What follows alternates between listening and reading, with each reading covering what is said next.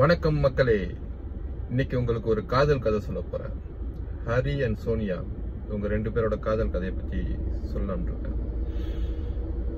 C for சிந்தா அப்படின்னு ஒரு படம் வெளியே இருக்கு, மலேசியா தமிழ் படம். ஸோ அந்த படத்துல அந்த கதையின் நாயகன் பேர் வந்து ஹரி, நாயகியின் பேரு சோனியா. ஸோ அவங்களோட காதல் கதை. அந்த கதை உங்களுக்கு தெரியணும்னா அதை நான் சொல்லக்கூடாது, நீங்க தியேட்டர்ல போய் தான் பார்க்கணும்.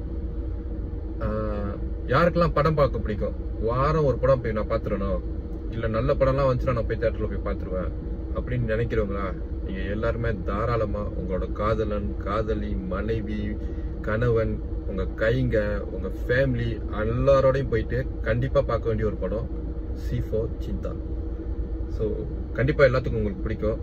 அண்ட் யாரெல்லாம் பார்க்காதீங்கன்னு நான் சொல்றேன்னா, கங்குவா, இந்தியன் 2 ஃபேன்ஸ்லாம் இருப்பீங்கல்ல, தயவு செஞ்சு நீங்களாம் பார்த்துடாதீங்க. உங்களுக்குலாம் பிடிக்காது, அது அவ்வளோ பெரிய பட்ஜெட்டில் நம்ம தகுதிக்கு ஏற்றாப்புல ஒரு படம் தான். ஸோ அதெல்லாம் நீங்கள் எல்லாம் கண்டிப்பாக போய் பார்க்காதீங்க. மித்த அவங்கள தவிர்த்து மித்த எல்லாருமே கண்டிப்பாக நீங்கள் போய் பார்க்க வேண்டிய ஒரு படம். போய் பாருங்க.